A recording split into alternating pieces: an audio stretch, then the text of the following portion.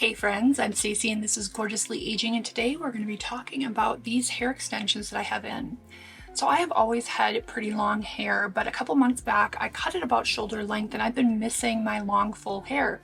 So although I've always had a set of hair extensions on hand, lately I've been experimenting with wigs just to try different styles and colors, namely having bangs, which has been really fun, but I don't want to do it to my natural hair because every time I have regretted it.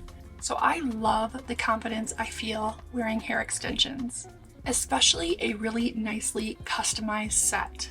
So I'm going to have a hair extension series, and today we're going to go over how to put in hair extensions. Now, if you've ever tried them before and you've taken them right out of the box and put them on and they looked kind of strange, they didn't blend in with your natural hair, that's because they haven't been customized. I'm going to be showing you in this hair extension series how you can easily customize it at home, or you can make an appointment at a salon, go in and have your set of hair extensions customized, and then they'll be ready to go for you. Now, I think almost anybody could really customize their own extensions, but I realize that some people are just really nervous about wrecking them, don't feel confident with a pair of scissors in their hands, and I totally understand that. But I do hope that you'll watch my tutorial on how to customize and trim your hair extensions so that you can't tell where your natural hair ends and the hair extension starts. A good customization of hair extensions should just blend in seamlessly. You can see that layering of some of the hair extension pieces just makes everything lay together and blend as if it were your own hair. So if you're interested in learning more about these hair extensions and how I put them in and how I style them, keep on watching.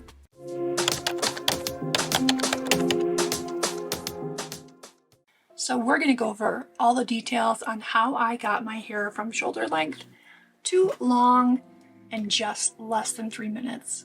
If you are brand new here, you guys, a special welcome. I do hope you'll subscribe and join the Gorgeously Aging community. My name is Stacey and I have been in the beauty and aesthetics industry my entire life.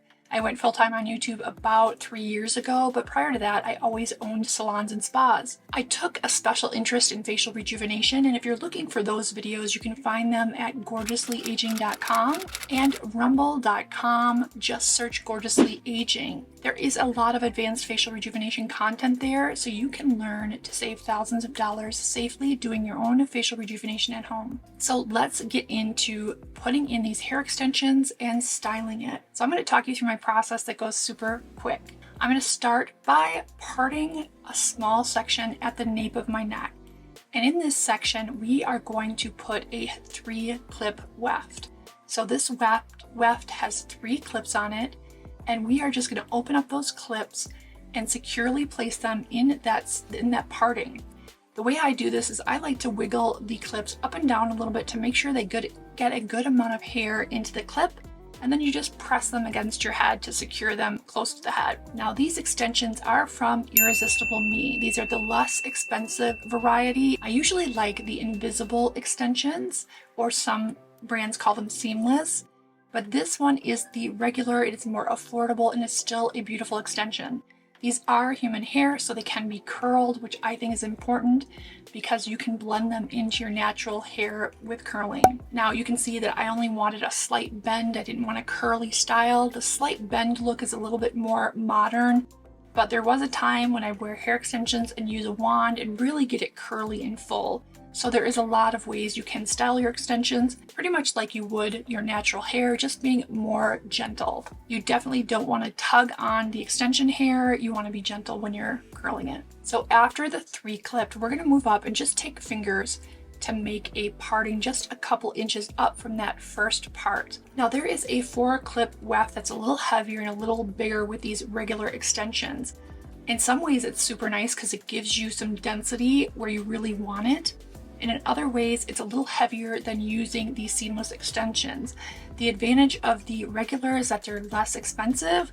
The advantage of the seamless is they lay flatter to the head. They're a little bit lighter. The seamless are especially good if you have fine hair because you don't detect them as much. There is a tiny bit of a bump on the regular. I have enough hair and enough hair texture that I can get away with either the regular or the seamless, but my preference is the seamless. Now, I just ordered a set of seamless that when they come in, I'm going to show you from out of the box to putting them on, what they look like before they're customized, and how to customize them. So the 4 clips, same thing. You make your parting just a little bit up from the first parting. Then you're going to go ahead with those clips open, wiggle them into that parting, and clip down against the head. It really couldn't be more simple. The first time you do it, it seems a little awkward, but after you've done it a few times, you can put an extension so fast that it makes styling your hair super quick. Now, I don't wash my hair every day. I only wash my hair a couple times a week. And when I take out my extensions, I put them on a little extension hanger and they're ready to go the next time. And if I wake up and my hair still has a little bit of wave in it, I can almost just clip in the extensions, just smooth out the bangs a little bit, and they're good to go. So we're gonna make a little parting just a tiny bit up from that, just above the ears. And we want about an inch or 2 just from the top of the ear, because we're gonna put 2 3-clip sections. And this is just gonna go from the front all the way to the back. Now the key with these sections of wefts is you don't want them too close to the front of the hairline because you'll see them. So let me show you here on mine. You're gonna start a little farther back so that they're not detectable. And even if I like itch my head or go like this, like you're not gonna see those clips. So it's important to start a little bit farther back, clip it in. You get your 3 clips here on one side and repeat on the other side. Now, something to note is once your extensions are customized, I do some angle cutting around my face so that my hair blends and the layers blend. We'll go over more of that in my next video. But the thing to remember is that once you customize it, you have to be able to visually see which side you need to put where. Because my extension is a little angled on this side, I can just look at it and see that it's a little bit shorter here and it angles down. And that's the one for this side. Same thing with the other side. I can see when I hold it up that it's a little bit shorter on the front side and it angles down to the back. So you have a customized piece and you can visually see what side it goes on. But in a hurry, it would be easy to accidentally put it on the wrong side. And then you're like, this doesn't blend so well today. And that's why. So after you have your 2 wefts with the 3 clips going here, you move up just a little bit, take your parting, and we're gonna put that last 2-clip section in. So the 2-clip section is my last section, but they do send along 1-clip pieces if you wanna put them somewhere else. I've never liked the 1-clip pieces. They're just too small, and to me, they're not necessary. This is my preference, so if there is somebody out there watching this that loves those 1-clip sections, that's fantastic. For me, I don't need them, I don't prefer them. But if you can find a good place for them, absolutely, definitely use them. So I usually have my hot tool plugged in, ready to go as I'm putting in the extensions. And I go ahead and smooth out my bangs. Usually we'll curl this crown a little bit so it's softer as it goes back to cover that back 2-clip piece. And then I like to just do a little bend in both sides to make sure the natural hair is blending in with the extension hair. If you want a straight style, you can use a flat iron. These are heat friendly, so you can use any heat tool. I would avoid a hair dryer or tugging on the hair. Definitely you want to be gentle. You don't want to pull on those clips or create any trauma to the hair or pull any hair out. So I definitely use a brush, but I'm not as aggressive on my hair when I have extensions in as I would be on my natural hair without the extensions. You gotta baby them just a little bit. Now, if you're wondering how secure these are, you can do pretty much any activity with these in. I'm not kidding you when I say I went 2 ski seasons always wearing extensions on the ski hill. So that meant I wore my helmet, the helmet pressed against my head, it didn't bother me, the hair was fine, it didn't come out of the clips. And I did that because I was going through a period of insecurity. Again, my hair was like thinning. I think it was hormonal or stress or my autoimmune flaring up. And because my hair was thinning a little bit, I just felt insecure. So the clip-in extensions gave me a bit of confidence and I wore them even skiing.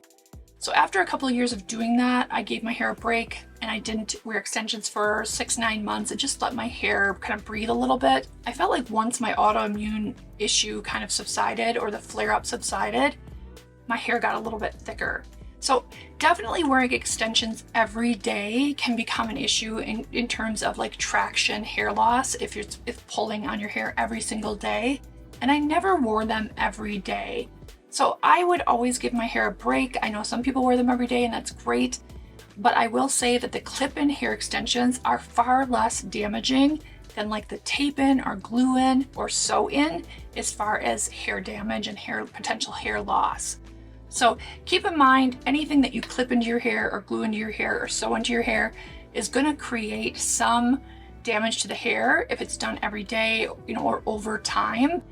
I've definitely seen some people that have done the tape in and glue in hair extensions. My sister is one of them, that once we took them out, we literally had to cut her hair from shoulder length to like a jaw length bob because it was just so beat up.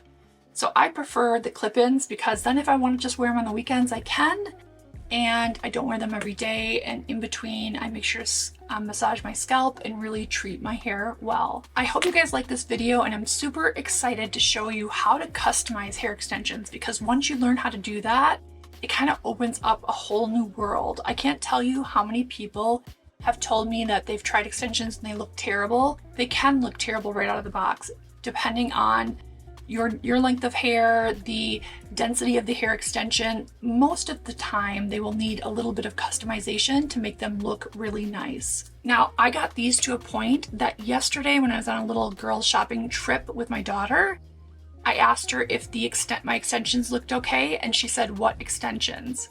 And I said, "Well, you don't notice that my hair is longer?" And she's like, "Oh, yeah, I guess it is longer." And I said, "Well, you answered my question." Her answer was, "What extensions?" So she didn't even really notice right off the bat that I was wearing extensions. So that's a sign that the customization is really good, and most people wouldn't even know that you're wearing extensions. It's easier to achieve than you might think. So stay tuned for my upcoming hair extension videos, where I will teach you how easy it really is to do. Thank you so much for watching, you guys.